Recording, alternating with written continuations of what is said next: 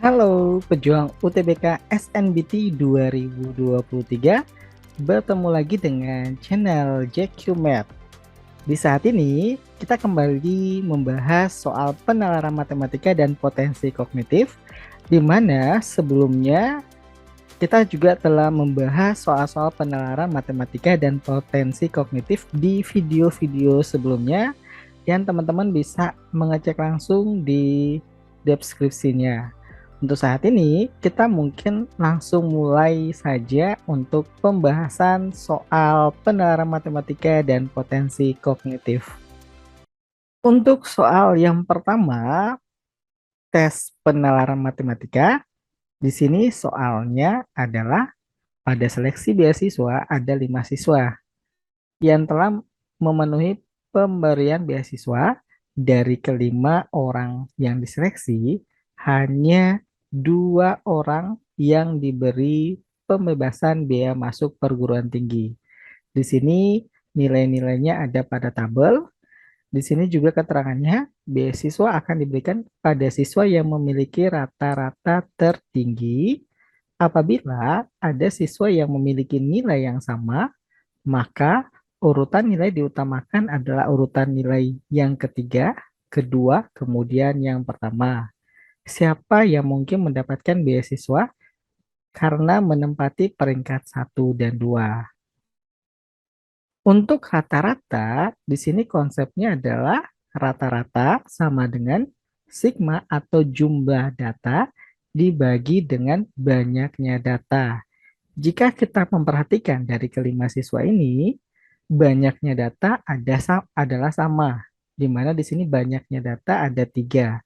Dengan demikian, kita di sini hanya fokus ke jumlah datanya saja.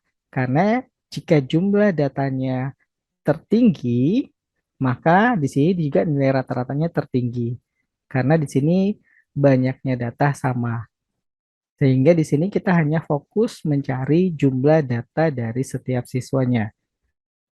Untuk yang pertama, siswa yang A, jumlah nilai.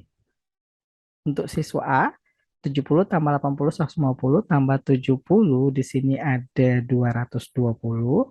Siswa B, 75 tambah 75, 150, tambah 80, itu 230. 80 tambah 90 itu 170, ditambah 85 ini 255.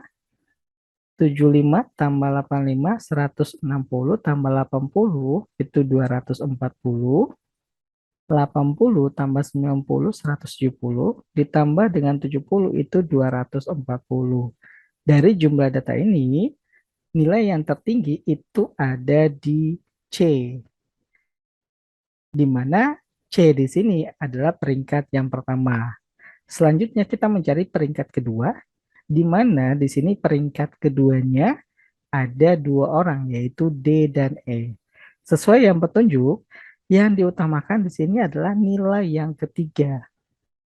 Untuk nilai yang ketiga yang terbesar itu adalah 85 dan merupakan nilai dari siswa D. Dengan demikian, 2 siswa yang memenuhi kriteria dan mendapatkan beasiswa yaitu siswa C dan D, dan jawaban yang paling benar itu adalah C. Gimana teman-teman? Lumayan gampang untuk soal penalaran analitis. Yang penting teman-teman di sini bisa fokus dan menggunakan nalar dalam mengerjakan soal seperti ini. Selanjutnya, kita langsung saja masuk ke soal yang berikutnya untuk penalaran matematika. Untuk soal yang berikutnya, di sini ada 2 grafik, yaitu diagram batang sama lingkaran, di mana pada soal grafiknya menunjukkan informasi mengenai keuntungan barang yang dijual pada minimarket super murah. Pertanyaannya, berapakah keuntungan dari penjualan minimum minuman maksudnya pada minimarket super murah pada tahun 2020? Untuk minuman di sini adalah 23%, artinya 23 per 100 dikali dengan data pada diagram batang yaitu pada tahun 2020 senilai di sini 1125. 1125. Jika kita kalikan, di sini hasilnya, maaf, sebelum kita mengalikan hasilnya, kita perhatikan di sini ada keterangan juta rupiah. Artinya, ini juga kita kalikan dengan 1 juta rupiah. Sebelum kita mengalihkan, kita sederhanakan terlebih dahulu, yaitu di sini 100, bisa kita hilangkan dua nolnya di sini, maka di sini kita hanya mengalihkan 23 dikali 1125 dikali 10.000, yaitu hasilnya di sini adalah 258.750.000. Dan jawaban yang paling sesuai di sini adalah yang C. Gimana teman-teman? Masih gampang nih untuk soal penalaran matematika. Dan lebih gampang lagi jika teman-teman di sini banyak latihan soal penalaran matematika. Kita langsung aja ya teman-teman untuk masuk ke soal berikutnya. Untuk soal ini adalah soal yang terakhir di saat ini untuk penalaran matematika. Karena selanjutnya kita masuk ke soal kognitif. Kita bahas untuk soal ini, di mana pada soal diketahui pembangunan sebuah gedung direncanakan selesai dalam kurun waktu 22 hari jika dikerjakan sebanyak 24 pekerja. Ini pekerjanya ada 24, yaitu pekerja awal. Setelah pekerjaan berjalan selama 10 hari, pekerja tersebut dihentikan selama 4 hari. Berarti sini ada 4 hari liburnya karena kehabisan bahan bangunan. Jika kemampuan bekerja tiap orang sama dan agar pekerjaan tersebut selesai tepat waktu, berapa banyak pekerja tambahan yang diperlukan? Untuk tipe soal seperti ini, Kak akan memberikan konsep sederhananya, di mana konsep sederhana ini berlaku jika ada beberapa syarat yang dipenuhi, yaitu ada pekerja tambahan dan soalnya juga ada hari liburnya, di mana konsepnya itu adalah TALS. TALS ini adalah T-nya tambahan pekerja, A ini adalah pekerja awal, L ini adalah liburnya, S ini adalah sisa hari. Bentuknya seperti ini nih, teman-teman. TALS. T kali A kali L per S. Dari soal kita bisa analisis nih. Pekerja awalnya di sini ada 24 pekerja nih awalnya. Liburnya yaitu 4 hari. Dibagi dengan sisa hari. Sisa harinya target yang direncanakan yaitu 22 hari. Dan pekerjaan telah berjalan 10 hari, berarti 22 dikurangi 10 hari, dikurangi dengan liburnya 4 hari. Sehingga sisa harinya di sini adalah 22 kurang 10 dikurang 4 itu adalah 8. Di sini adalah 8. Kita sederhanakan bentuknya, 4 dan 8 itu bisa kita bahagi. Ini hasilnya adalah 2. 24 bahagi 2 hasilnya adalah 12.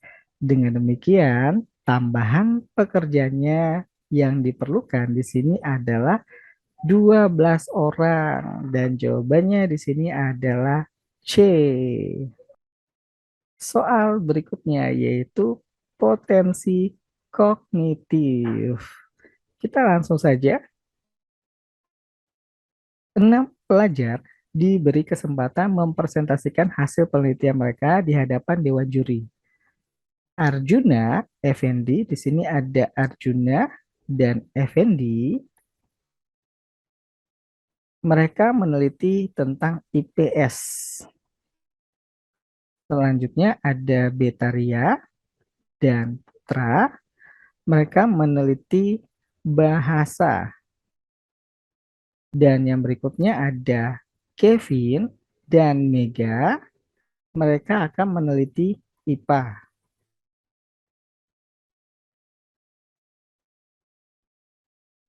Jika setiap satu presentasi bidang bahasa harus diselingi oleh dua presentasi IPA atau satu presentase IPS. Pertanyaannya di sini adalah mana kemungkinan urutan peserta yang tampil? Dari petunjuk presentasi, kita di sini fokusnya adalah bahasa karena setelah bahasa ada dua IPA, diselingi dua IPA atau satu IPS. Berarti kita fokusnya bahasa, di mana bahasa di sini yaitu Betaria dan Putra. Kita lihat nih Betaria Putra dari pilihan jawaban yang ada. Ini Betaria Putra, ini Betaria Putra yang bahasa juga. Ini Betaria Putra, Betaria Putra, ini Betaria Putra. Di mana kita identifikasi nih. Mega di sini adalah IPA, Putra di sini adalah bahasa. Sedangkan petunjuknya setelah bahasa diselingi dua IPA. Berarti di sini untuk jawaban yang pertama, yang A itu salah. Selanjutnya, Mega, di sini ada Betaria juga. Setelah Betaria di sini ada Effendi. Effendi itu adalah IPS. Setelah itu Kevin IPA. Jika melihat di petunjuknya, setelah bahasa itu diselingi dengan IPS. Jika melihat dari petunjuknya, di sini setiap kali bahasa itu harus diselingi oleh dua IPA atau satu IPS. Sebelum Betaria bahasa, di sini hanya diselingi oleh satu IPA. Maka untuk jawaban B ini salah juga. Yang ketiga atau yang jawabannya C, Putra bahasa setelah sebelum Putra di sini ada Effendi. Effendi itu adalah IPS, diselingi satu IPS. Mega IPA, Arjuna di sini IPS. Untuk C juga salah karena setelah Putra yang bahasa harus diselingi dua IPA, sedangkan di sini IPA-nya hanya satu. Sehingga untuk jawaban C-nya salah. Yang berikutnya, Betaria Putra sebagai bahasa, Mega Kevin di sini sebagai IPA. Berarti di sini sebelum bahasa diselingi juga dua IPA. Setelah bahasa Betaria di sini Arjuna yaitu IPS diselingi satu IPS. Bahasa lagi Putra diselingi dengan Effendi yaitu IPS. Berdasarkan petunjuk yang ada, maka jawaban yang paling sesuai di sini adalah bagian D.